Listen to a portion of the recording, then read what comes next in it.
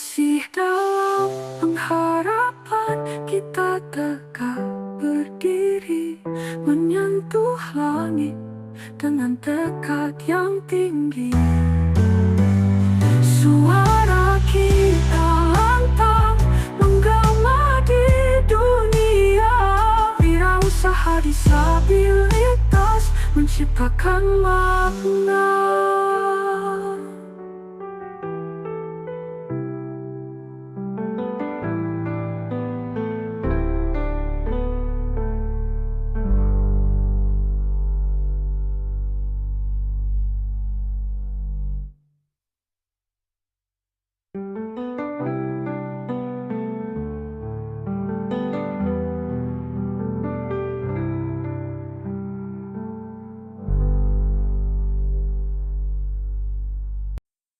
Assalamualaikum warahmatullahi wabarakatuh.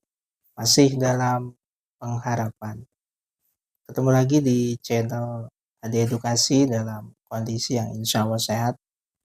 Dan harapannya buat teman-teman juga selalu dalam kondisi yang sehat dan selalu diberkahi oleh Allah yang Maha Kuasa insya Allah.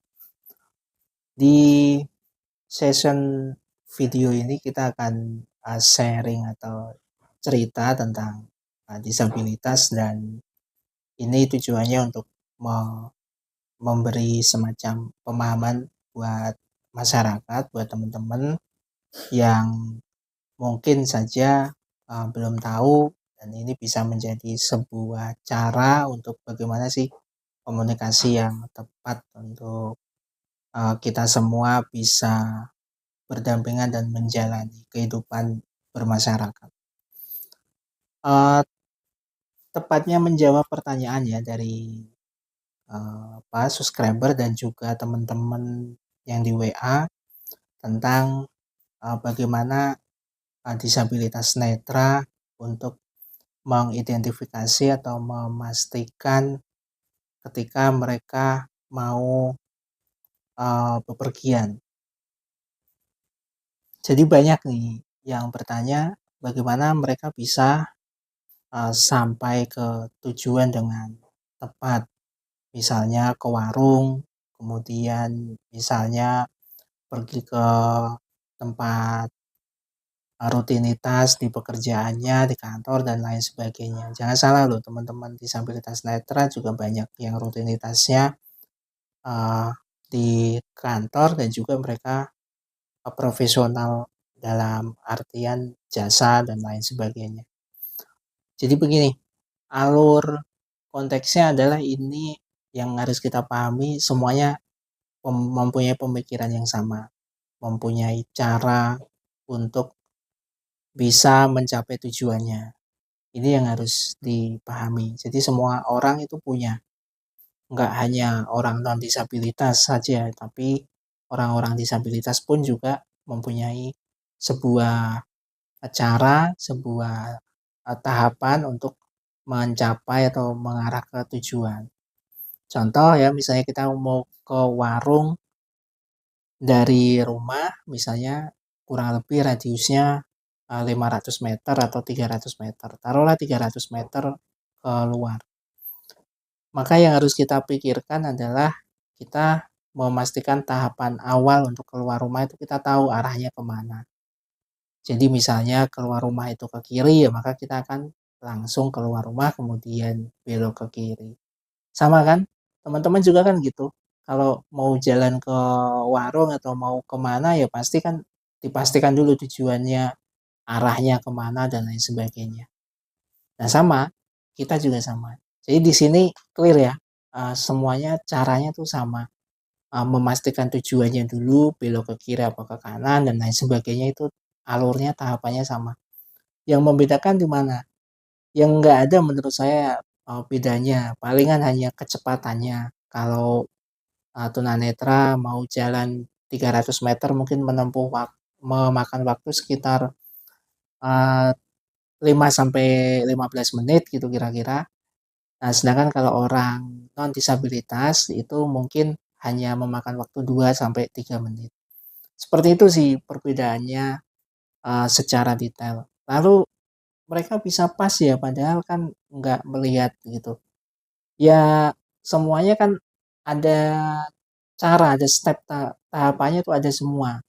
Mulai setelah belok ke kiri nanti kita patokan kalau sudah dekat warung itu ada apa aja, apakah tiang listrik atau mungkin, hitungan ketiga dari belokan ke jalan raya misalnya gitu ya, atau, rumahnya mempunyai semacam dekat tanda-tanda yang kayak pohon atau apa, atau mungkin namanya warung biasanya kalau saya ya itu menggunakan teknik, eee, bau ya. Jadi aromanya misalnya, oh ini, sudah dekat nih karena banyak ada bau gas, ada bau beras dan lain sebagainya. Jadi kita bisa memastikan, kurang lebih dari sini sebentar lagi untuk sampai ke tujuan.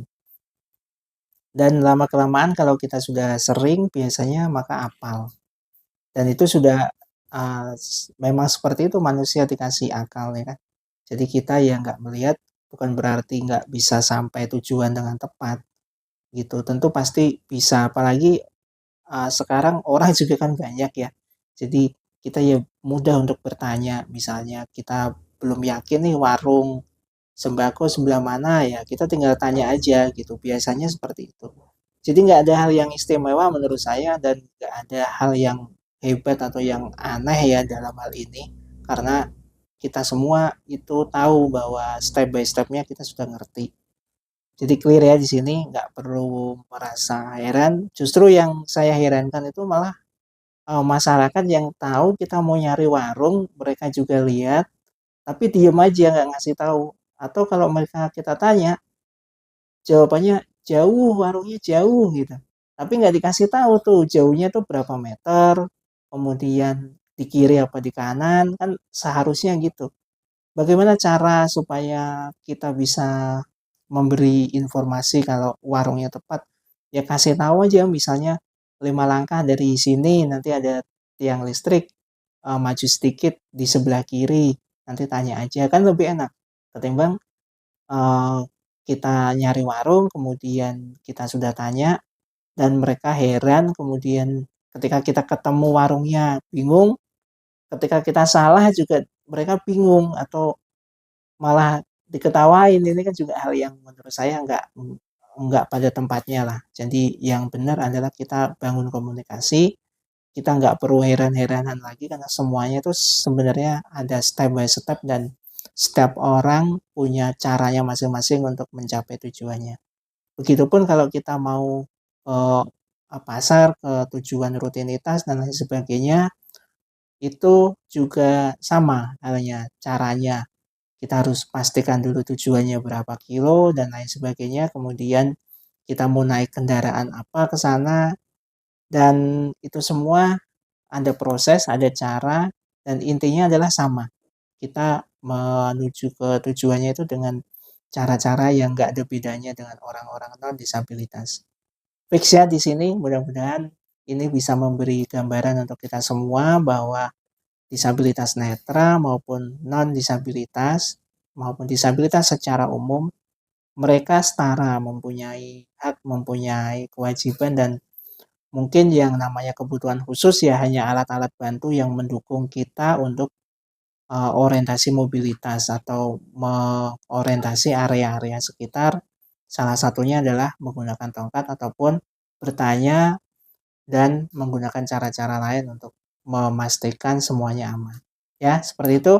Terima kasih yang sudah bertanya dan sudah menyimak, mudah-mudahan bermanfaat. Terakhir dari saya masih dalam pengharapan. Assalamualaikum warahmatullahi wabarakatuh. Salam sehat tanpa batas. Nama saya Abdul Hadi, biasa dipanggil Hadi, merupakan seseorang dengan disabilitas tunanetra.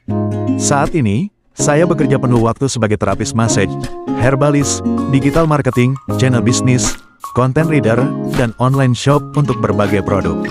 Motivasi saya adalah bahwa meskipun saya tidak dapat melihat, buta, dan keahlian saya hanya sebatas tukang pijat, saya bertekad untuk menjadi seorang terapis pijat yang memiliki pengetahuan dan keterampilan optimal. Saya yakin bahwa kemampuan dan kesuksesan seseorang bergantung pada pola pikir dan tekad untuk terus belajar dalam kehidupan. Oleh karena itu, saya ingin berbagi pengetahuan yang bermanfaat terkait kesehatan alami, sekecil apapun yang saya miliki.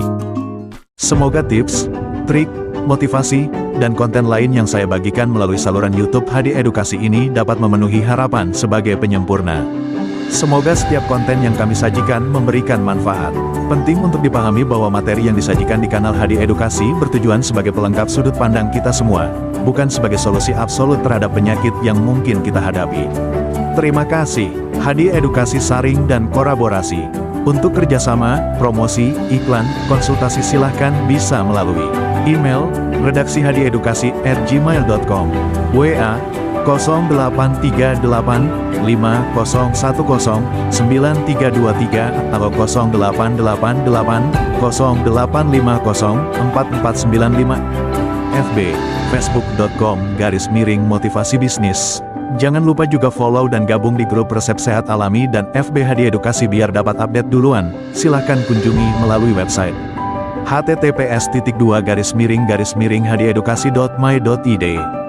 Belanja online yang dibutuhkan bisa beli di sini, https://toko.id/edukasi, atau ke alamat https://hni.id/02732283.